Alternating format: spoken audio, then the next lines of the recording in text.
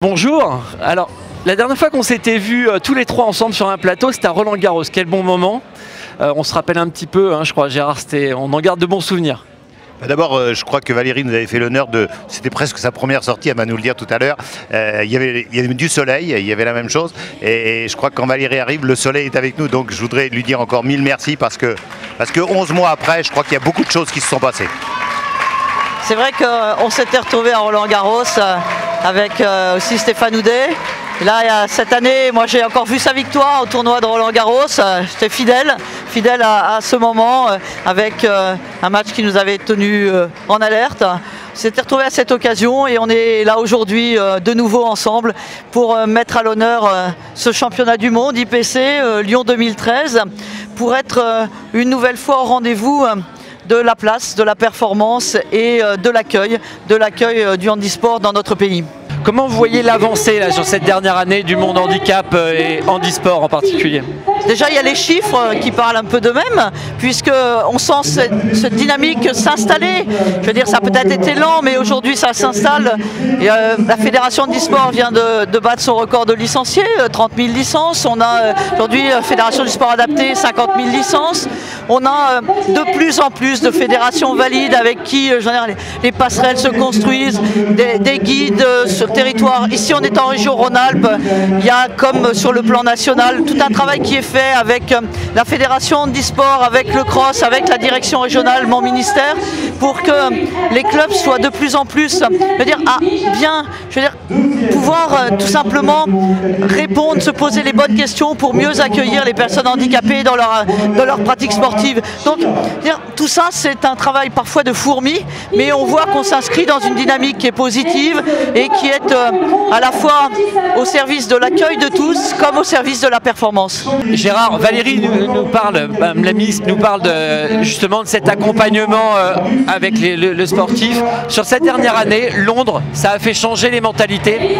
Je crois que Londres a fait surtout raconter une belle histoire, celle du paralympisme. Valérie le dit aujourd'hui, le mot paralympique, il est dans la bouche des gens. Je disais, peut-être de façon ironique, qu'il y avait des hérissons dans la bouche des gens quand ils disaient le mot paralympique. Maintenant, c'est fini. J'ai envie de dire qu'il y a deux belles histoires. Il y a celle de l'olympisme, et je crois qu'il faut qu'on en soit fiers, nous, parce qu'on a eu quand même un baron qui était Coubertin, qui nous a raconté une belle histoire.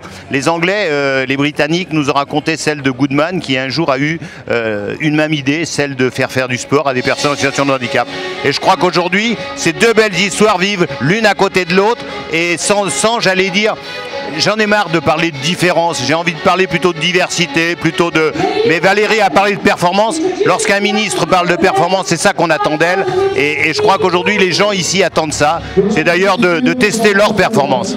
Alors, une des questions qu'on avait abordées justement lors de ce premier plateau et qu'on a réabordé lors de l'interview exclusive qu'on avait eue avec le président de la République, c'est la scolarisation des élèves handicapés, mais aussi le sport à l'école. Puisque assez systématiquement, une personne handicapée, un élève handicapé, on le dispense de cours de sport. Ça a changé, ça a évolué, ça?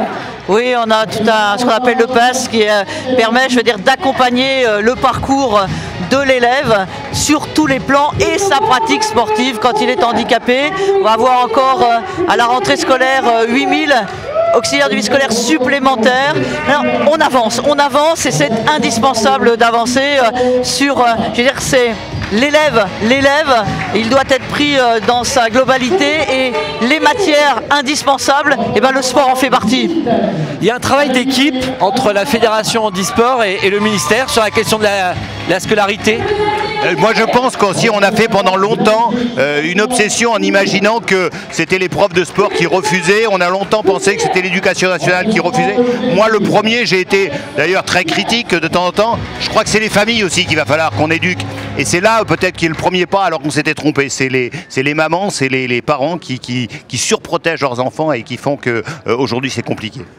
Est-ce qu'il y a quelque chose, un point encore important à faire avancer Je pense que si on doit faire avancer les choses, c'est comment changer le regard, de la population en direction des personnes handicapées. Essayons de vivre plus ensemble, partager plus ensemble, et je crois que là, on trouvera toutes les solutions, parce que ce matin, avec Valérie, on a traversé un camp scout où là, j'ai envie de dire qu'il n'y a plus de différence, et moi j'ai reçu en tous les cas une belle leçon de la diversité. Le vivre ensemble. Hein. Le vivre ensemble, effectivement, ce sont tous ces bénévoles qui permettent aussi la réussite aujourd'hui de l'accueil de ces championnats du monde. La diversité, elle doit s'exprimer dans tous les secteurs.